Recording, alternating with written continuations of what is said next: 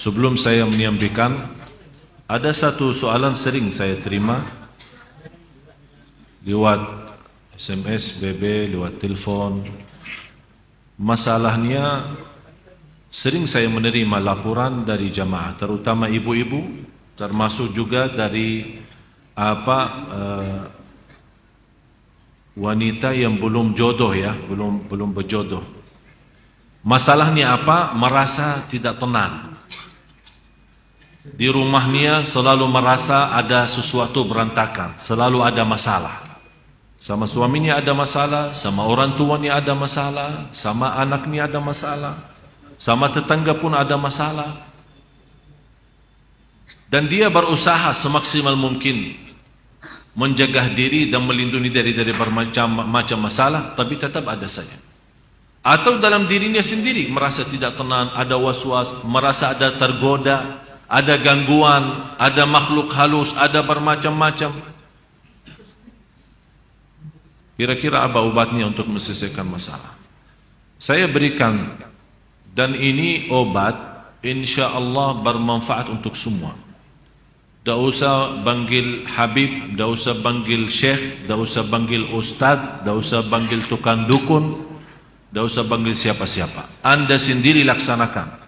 Akan Allah subhanahu wa ta'ala merubahkan rumah kita insya Allah menjadi tenang, adem, enak. Yang pertama, bawakan air dan isi dalam air itu garam. Air itu dicampurin dengan garam. Dan dibacakan dalam air itu Al-Fatihah 7 kali. Ayat 5 ayat pertama suratul Baqarah. Ayat Al-Kursi 7 kali. 3 ayat yang terakhir surat Al-Baqarah. Lillahi ma fis samawati wa ma fil ardh. Saya ulang lagi. Santai-santai. Masih ada waktu, masih.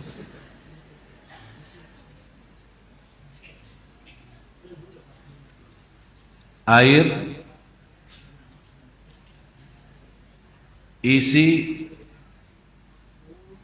dengan garam, dan dibacakan dalam air Al-Fatihah 7 kali.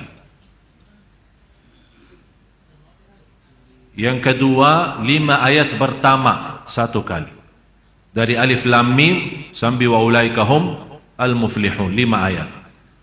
Yang ketiga, 7 kali ayat Al-Kursi.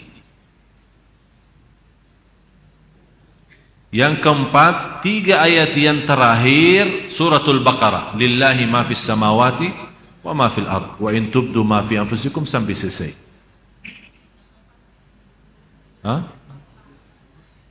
Yang keempat, 3 ayat yang terakhir suratul Baqarah. 284, 285, 286.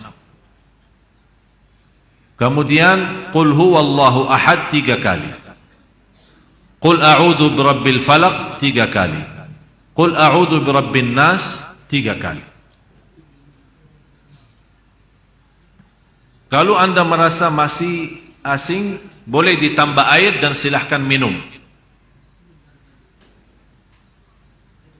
Bisa diminum. Kalau Anda merasa terlalu asing, belum kuat karena garamnya terlalu banyak, boleh ditambahin air.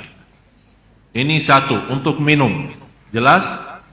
Yang kedua, bawakan emper besar, isi air dengan garam. Ini untuk mandi boleh. Bapak Ibu, ini serius saya bicara ya. Insya Allah Anda coba, insya Allah semua masalah dalam hati, dalam perasaan, dalam jiwa, dalam fikiran, insya Allah selesai. Emper besar, isi air dan campur dengan garam. Bisa pakai mandi. Ayat yang dibaca sesuai ayat yang saya sudah kasih tadi. Boleh. Bagaimana cara bacaannya? Bacaannya habis Anda baca, tiup dalam Bukan meludak ya, tiup saja. Tiup 3 kali boleh, 1 kali boleh, tidak masalah. Yang ketiga, berarti yang pertama minum, yang kedua mandi, yang ketiga ember besar, isi air dan garam, dan kalau biasa suka bersihin rumah kan, lap-lap, suka lap-lap kan? Hah? Pel?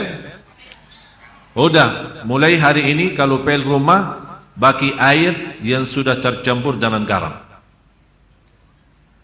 Kenapa? Supaya meyakinkan garam itu di dalamnya ada energi positif, dan syaitan dan jin memiliki energi negatif. Jadi kalau kita bersihin rumah dan lap-lap rumah itu pel rumahnya dengan air dan tercampur dengan garam, syaitan tidak bisa masuk rumah itu. Apalagi kalau kita baca ayat Al-Kursi. Termasuk boleh mencucikan mobil kita, motor kita, boleh dengan bacaan seperti ini. Dan saya sampaikan begini karena sudah berkali-kali ada yang memberitakan soal rumahnya ada banyak masalah, saya tidak tahu apa. Dan mohon maaf, selama saya di Indonesia, mohon maaf ya, orang Indonesia terlalu banyak was-was. Jadi kalau merasa ada sesuatu, Ustaz, kayaknya ada di rumah apa-apa. Padahal tidak ada. Tidak ada. Oleh karena itu di Indonesia cepat paling laku usaha tukang dukun. Laku, cepat. Seperti ada seorang ibu, kasihan, maksud saya kasihan, kalau kita mampu mengobati diri, mengamankan rumah kita, kenapa kita minta tolong orang lain? Inilah sudah saya berikan cara, insya Allah aman, insya Allah yakin, dan tidak ada dalamnya syirik. Itu yang paling bahaya. Ada seorang ibu kemarin minta sama saya tolong untuk masuk ke rumahnya, karena habis saya isi tabligh akbar di salah satu daerah di sini di Jakarta tidak jauh, dan dia minta tolong sambil nangis, ibu maaf saya tidak bisa, kalau mau masuk ke rumah berarti semua jamaah minta masuk ke rumahnya. Jadi lain kali ini saya sudah berapa lama tidak bisa masuk ke rumah saya. Kenapa? Ada banyak hantu. Sambil tolong Syekh datang. Barangkali dalam datangnya Syekh terusir ini hantu. Ini juga masalah sebenarnya. Ucapan hal seperti ini memiliki keyakinan kalau seorang Syekh datang hantu bisa terusir, itu sudah punya fikiran salah. Cuma sekarang ini bagaimana saya mengobati masalah ibu ini? Saya terima, saya datang. Terus ibu apa cerita rumah ini?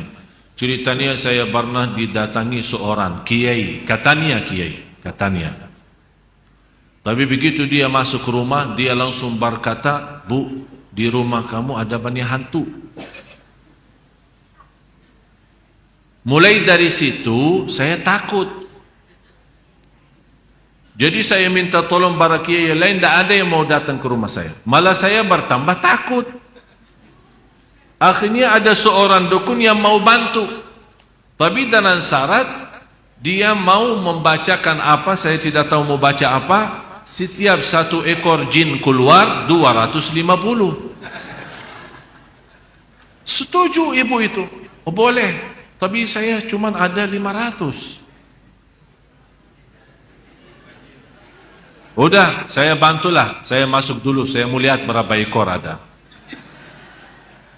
Masuk tukang ini apa namanya, dukun itu habis baca-baca apa, alhamdulillah ibu tidak banyak, cuma 5 aja.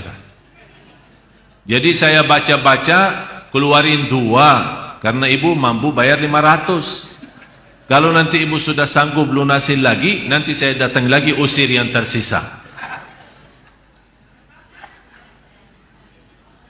Dan kasihan ibu percaya. Sambil sekarang dah mau masuk ke rumahnya, sambil saya ketemu dan disuruh saya masuk. Jadi ibu sekarang yang tersisa cuma 3 ya. Karena katanya 5 kan? Yang terusir 2, tinggal 3. Terus ibu membayar ke saya berapa? Tidak apa-apa, saya ikhlasin, tapi yang penting bantulah. Udah begini aja, saya masuk, ibu tunggu di luar.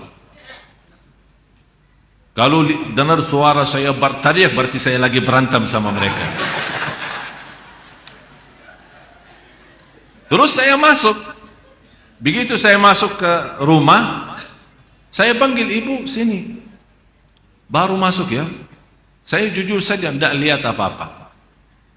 Bu, saya sudah periksa rumahnya, aman. Begitu saya baca Al-Fatihah, kaget 3 jin itu keluar lari. Padahal tidak ada jin, tidak ada apa-apa. Terpaksa saya bohong supaya menghilangkan keyakinan dia yang sudah cukup parah, sudah lama. Alhamdulillah, baca 1 kali bu, sudah hilang semua. Terima kasih Syekh. Berarti aman sekarang, tidur.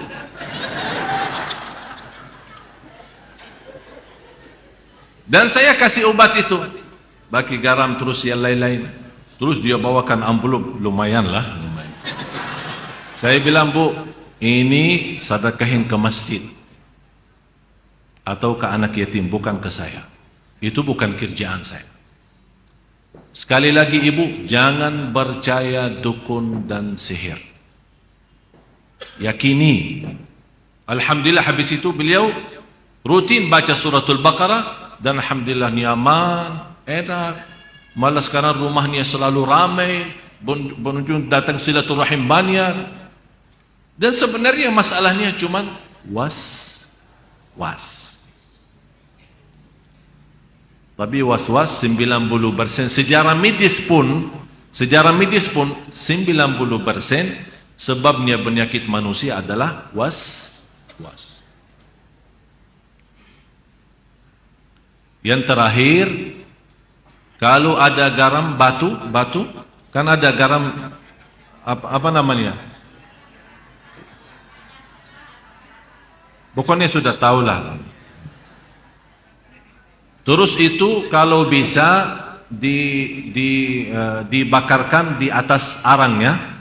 Kalau ada arang, ya, ditaruhkan garam itu, kemudian dicampur dengan habbatus sauda. Apa bahasa Indonesia habbat sauda? Tinta hitam ya? Tinta hitam ya? Hah? Udah habbat sauda, semua sudah faham. Dan insya Allah dengan asapnya, subhanallah, kalau kita coba, jangan takut, akan pertama akan apa istilah? Meludak ya? Ada suara keras ya. Jadi jangan takut tuh dibom rumahnya, jangan takut. Ini insya Allah dalam suara ini subhanallah jin dan syaitan semua lari, tidak kuat. Dan insya Allah apa yang saya sampaikan ini insya Allah bermanfaat banyak. Ini semua Bapak Ibu ikhtiar. Tapi semuanya harus kalbu kita yakin kepada Allah subhanahu wa ta'ala. Dan itulah Allah subhanahu wa ta'ala memberikan, kata Rasulullah SAW, Allah menhalalkan bermacam cara obat, silahkan, kecuali berobat dengan cara syirik, tidak boleh.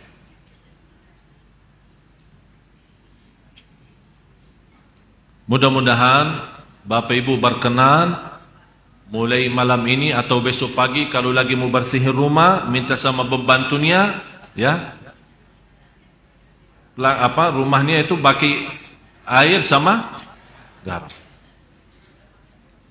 InsyaAllah dijauhkan oleh Allah SWT dari godaan, dari penyakit, dari bahaya waswas, dari jiwa tidak tenang. InsyaAllah semua bisa diatasi dengan izin Allah Subhanahu wa ta'ala.